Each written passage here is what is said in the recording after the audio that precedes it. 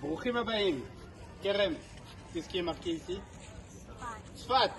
Bienvenue dans la ville de Tzfat, une des 4 villes les plus importantes, les plus saintes d'Eretz Israël. D'ailleurs, à part Tzfat, quelles sont les 3 autres villes les plus kdoshot d'Eretz Israël? Yerushalayim, Tveria et Hebron. Bravo. Tzfat, de quel mot vient Tzfat? De quel verbe? Bravo, Tsofim, Tsafa. Tsofim, ton mouvement de jeunesse. Litzpot, ça veut dire observer.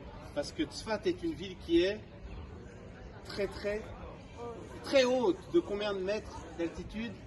900 mètres. C'est une ville qui est très haute et donc de laquelle on peut, Litzpot, Tzfat, on peut observer très loin ce qui se passe. C'est la ville la plus élevée d'Eretz Israël. Mais à part être la ville la plus élevée, c'est aussi une des villes qu'on appelle les villes Masuot. Masua, en hébreu, c'est quoi? C'est une torche. Pourquoi? Parce qu'avant, on n'avait pas de calendrier, il y a très longtemps, il y a des milliers d'années. Alors comment on prévenait tous les Yéhoudim du monde entier qu'il y a un nouveau mois qui va arriver, qu'on va commencer un nouveau mois? On regardait le ciel à Yerushalayim, et comment on prévenait tous les autres? On allumait une torche, un grand feu sur une montagne de Yerushalayim. Une grande montagne voyait un feu, et donc les suivants sur une autre montagne voyaient le feu, et donc allumaient eux aussi un feu, Messoa, et après une montagne supplémentaire, et comme ça, de montagne en montagne, on prévenait tout le monde qu'un nouveau mois allait commencer. Tzfat, c'est une ville très importante, où il y a une couleur spéciale. Quelle est la couleur de Tzfat?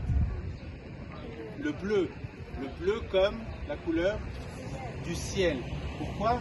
Parce que il y a 2 Torahs qu'on a. Il y a la Torah que vous connaissez, Torah Taniglé, la Torah qu'on étudie, qu'on apprend tous les jours, ce qu'il faut faire, ce qu'il ne faut pas faire, qu'est-ce qui est marqué, dans quel paracha, la Mishnah, la Gemara.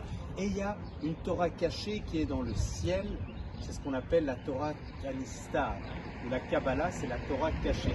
Et là, ici, il y avait, Tzfat a toujours été un endroit où il y avait beaucoup de Chachamim qui étaient très forts dans la Torah du Nistar, le Harizal, le Ramak, Rabbi Moshe Cordovero, mais aussi dans la Torah du Niglé, dans la Torah qu'on fait tous les jours, qu'est-ce qu'il faut faire, qu'est-ce qu'il ne faut pas faire, comme Rabbi Yosef Karo, Maran Abet Yosef.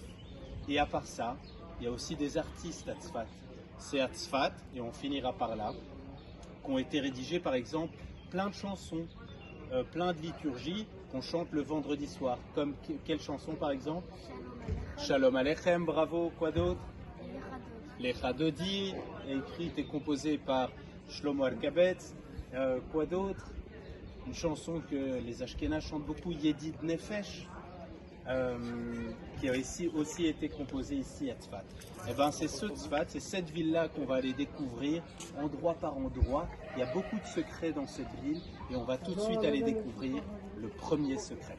Allez, venez.